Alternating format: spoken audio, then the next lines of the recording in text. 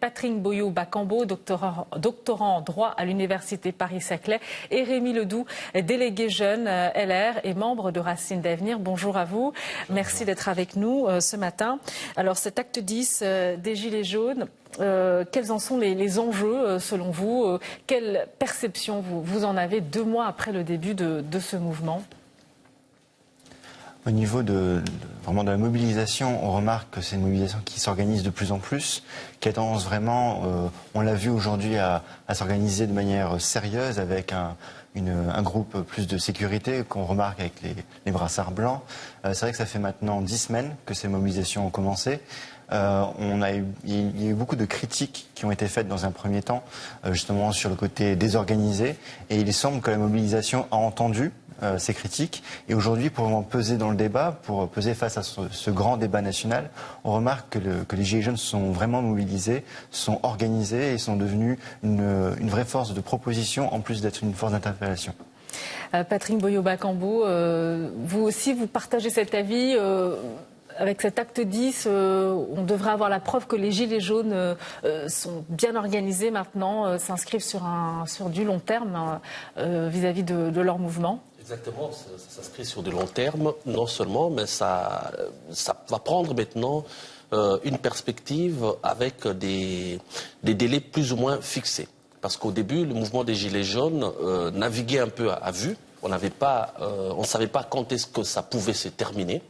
Mais là, avec le début de ce débat national, on sait au moins que le mouvement des Gilets jaunes va durer pendant toute la durée du débat national.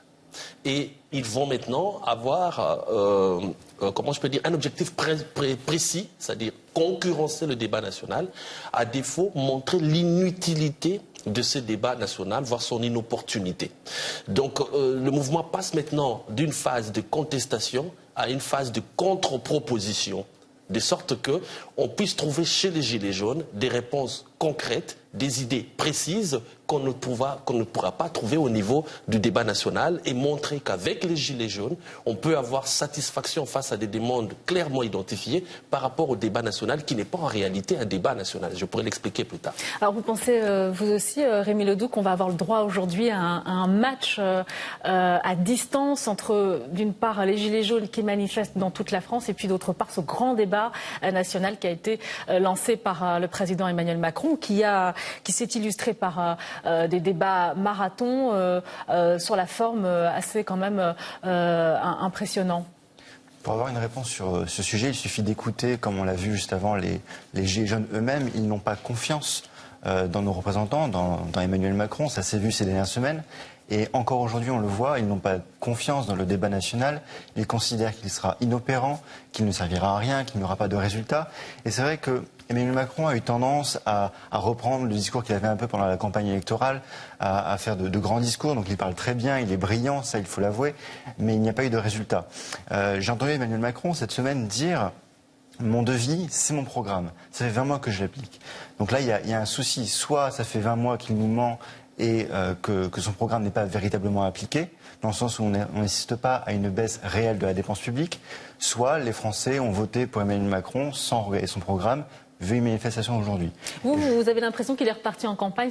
Beaucoup d'observateurs le soulignent. Emmanuel Macron est parti en campagne, on le voit ici débattre pendant des heures, retirer sa veste, comme si finalement il essayait à nouveau de reconquérir les citoyens français. Vous en pensez quoi?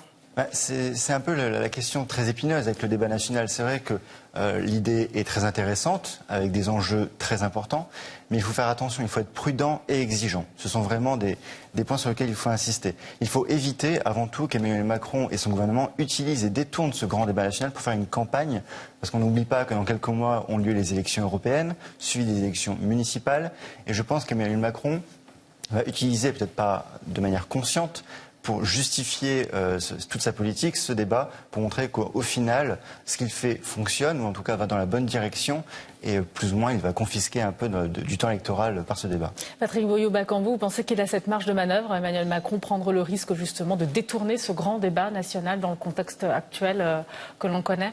En tant que stratège politique, oui, ce sera tout à fait dans son intérêt, parce que tous les sondages le donnent complètement perdant pour les élections européennes qui arrivent cette année, mais aussi les municipales qui arrivent l'année prochaine. Je rappelle que La République En Marche ne dispose en termes électoraux d'aucun élu sur le plan de la territoriale. C'était ça aussi le piège dans lequel Emmanuel Macron s'est un peu renfermé, parce que La République En Marche est née juste avant les élections, juste avant l'élection présidentielle.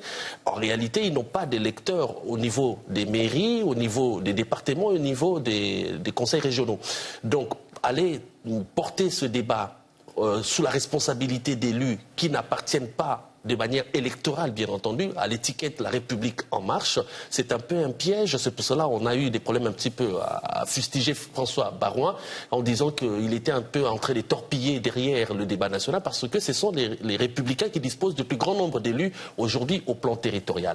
Mais autre problème, c'est aussi le déplacement du débat. Parce qu'à l'origine, le mouvement des Gilets jaunes était un mouvement de contestation vis-à-vis de la représentation nationale. Mais aujourd'hui, Emmanuel Macron ramène le débat au niveau de la représentation territoriale.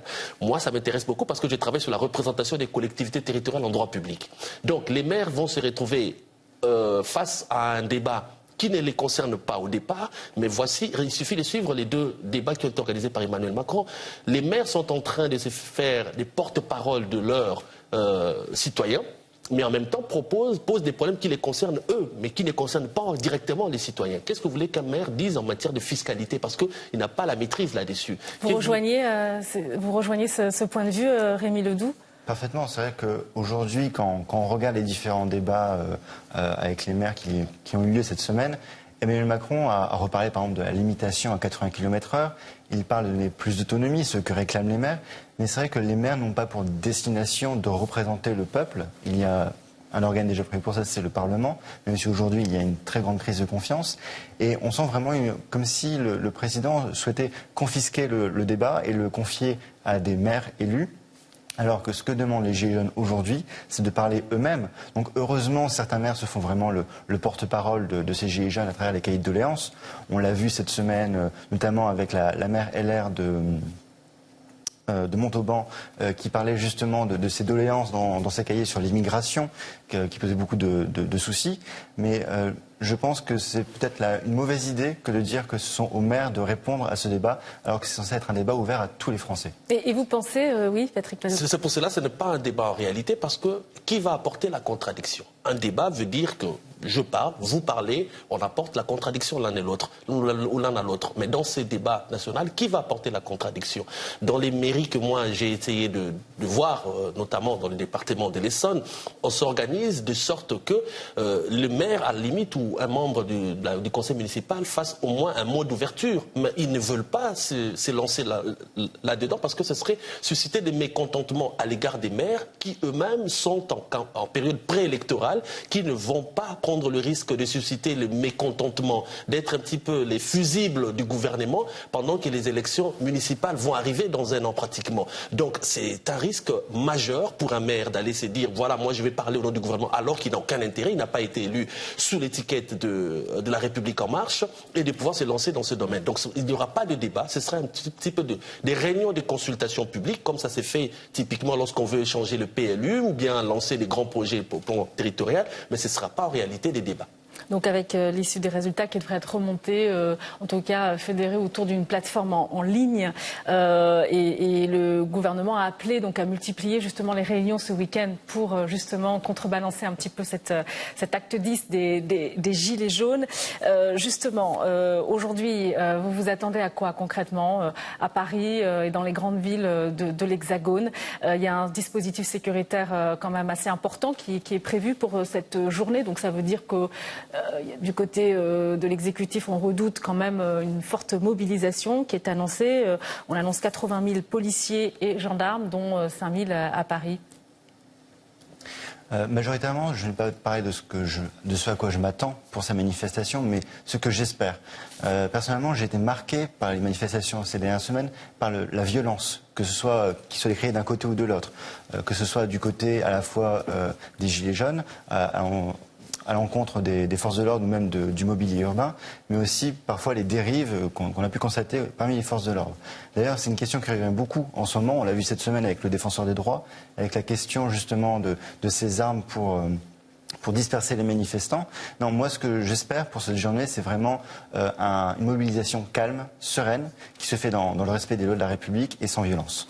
Patrick, allez-y. Moi, je m'attends à ce qu'il y ait des réflexions qui sortent en réalité au fur et à mesure qu'on évolue, parce que pendant la période de flottement, on en a eu à parler même sur ce plateau, juste avant la fête ou pendant la période des fêtes, moi j'ai vu le mouvement s'est transformé en une sorte de tribune publique où les gens s'est retrouvés, comme ils ne pouvaient pas être en mouvement dans Paris, ça s'est transformé en lieu de réflexion où les leaders haranguaient les foules et présentaient leurs propositions. Je pense que dans ce sens, si le mouvement des Gilets jaunes peut continuer dans cette allure de pouvoir produire des réflexions, échanger et parler des choses concrètes pendant les manifestations et ainsi nourrir leurs propositions qui vont être rédigées, j'espère, quelque part, ce sera que de l'avancée. La France ne pourra qu'en sortir gagnante, que ce soit du côté du débat, mais également du côté du mouvement des Gilets jaunes. Merci Patrick Boyo-Bakambo, doctorant en droit à l'Université Paris-Saclay, auteur aussi de cet ouvrage « Les clauses sociales dans les marchés publics » aux éditions Les Impliqués. Merci à vous également Rémi